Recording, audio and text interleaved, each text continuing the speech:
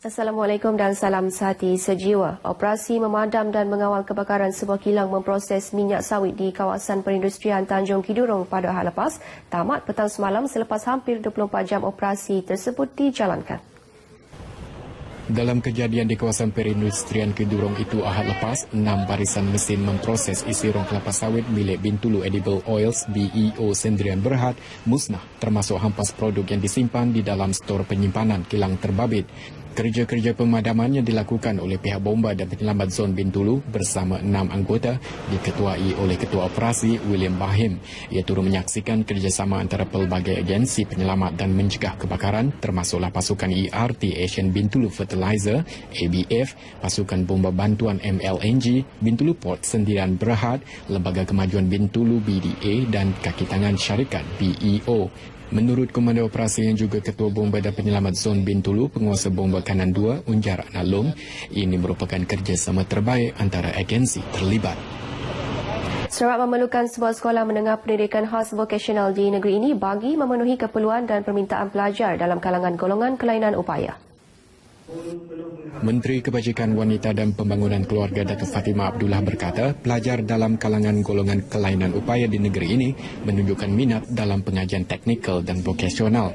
Jelas beliau pada tahun 2011 sahaja menyaksikan seramai 29 orang pelajar dengan kelainan upaya penglihatan dan pendengaran telah berpeluang untuk melanjutkan pelajaran ke Sekolah Menengah Pendidikan Khas Vokasional di Semenanjung Malaysia.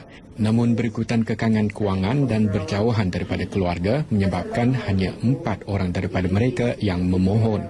Sehubungan itu, beliau berharap Kementerian Pendidikan dapat menyegerakan pembinaan sekolah tersebut memandangkan tapak sekolah terbabit telah pun dikenal pasti. Datuk Fatimah bagaimanapun enggan mendedahkan lokasi bagi pembinaan sekolah itu. Beliau memberitahu media selepas merasmikan seminar pendidikan khas sempena mesyuarat Lembaga Pengarah Ketiga Senior Sen di Kuching semalam. Terdahulu dalam ucapannya, beliau berkata Sarawak berhadapan masalah mobiliti melibatkan keperluan kanak-kanak kelainan upaya berbanding di Semenanjung Malaysia. Jelas beliau dengan keluasan negeri, ia memberi impak yang besar dalam menyedia pendidikan berkualiti kepada golongan sasar ini.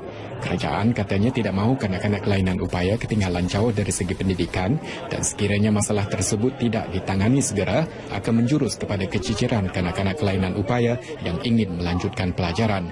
Oleh sebab itu jelasnya lebih banyak kelas-kelas pendidikan khas diwujudkan di sekolah-sekolah sedia ada, terutamanya di luar bandar dan pedalaman Sarawak. Datuk Fatimah menambah bagi pusat pemulihan dalam komuniti PDK pula, lebih banyak pakar dalam fisioterapi, terapi akupuntur dan terapi pertuturan diperlukan.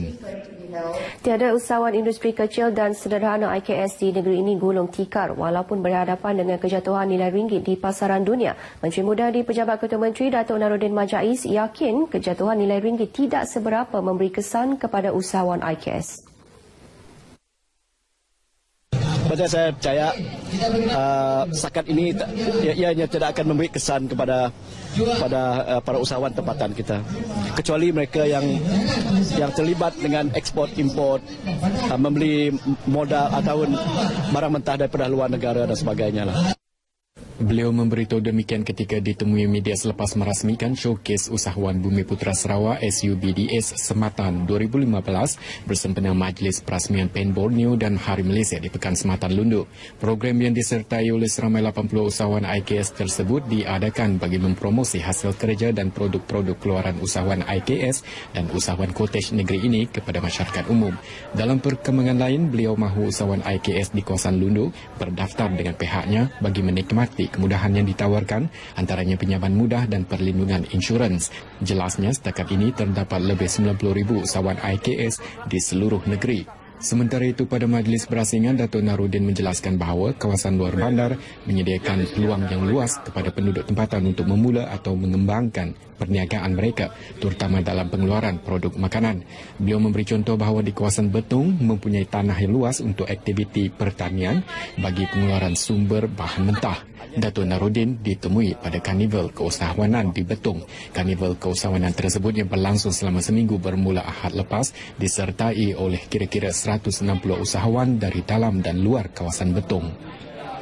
Syarikat perniagaan di Malaysia yang ingin melebarkan sayap operasinya ke luar negara disaran supaya mempertimbang pasaran di negara-negara seperti di benua Afrika dan Timur Tengah. Menurut pengarah bahagian rentas sempadan Perbadanan Pembangunan Perdagangan Luar Malaysia Matret, Amran Yem, ini berikutan hasil penyelidikan perbadanan itu. Syarikat Malaysia mempunyai kadar kejayaan yang lebih tinggi jika melabur di negara-negara tersebut. Jelasnya negara-negara di benua Afrika yang harus diberi perhatian seperti Kenya, Nigeria dan Mozambik terutama dalam bidang infrastruktur.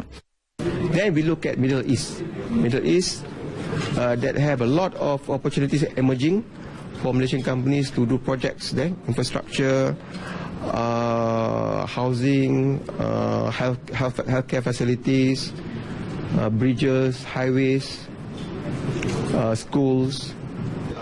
Beliau ditemui selepas sesi seminar rentas sempadan Matret di Kuching semalam.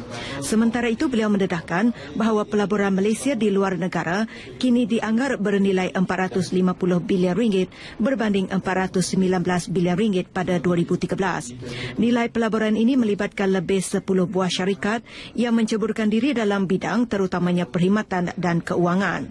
Daripada jumlah tersebut, 3 merupakan syarikat Sarawak yang terlibat dalam projek pembangunan infrastruktur di Timur Tengah dan Asia.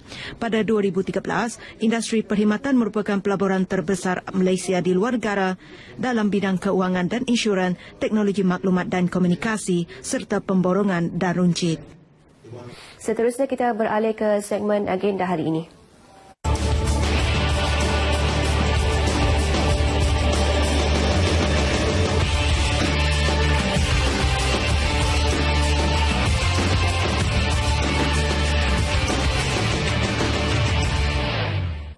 Antara liputan acara dalam agenda hari ini, Perdana Menteri Datuk Seri Najib Tun Razak bersama Ketua Menteri Sarawak Datuk Patinggi Tan Sri Adnan Satem akan menghadiri majlis memulakan kerja lebuhraya PEN Borneo Sarawak jajaran Teluk Melanu Sematan bertempat di Sematan pada 2 petang. Sementara itu, Menteri Kerja Raya Datuk Seri Fadilah Yusof akan merasmikan tapal letak kereta di Masjid Al-Taqwa SMK Agama Tun Ahmad Zaidi, Jalan Sultan Tengah Kuching pada 6.25 petang.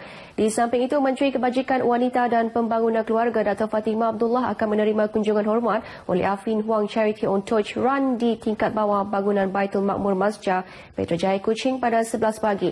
Manakala Suruhanjaya Komunikasi dan Multimedia Malaysia akan menganjurkan Forum Pengguna Komunikasi dan Multimedia Malaysia bertempat di Hotel Hilton Kuching pada 1.50 petang. Turut mendapat liputan, Menteri Pembangunan Sosial Tan Sri William Mawan Ikom akan merasmikan kejohanan tinju Golden Gloves Kebangsaan 2015 di Kompleks Kubaharia Kuching pada 7.30 malam. Demikian antara liputan acara dalam agenda hari ini, dan untuk berita seterusnya kita kembali ke Angkasa Puri bersama Nur Afni.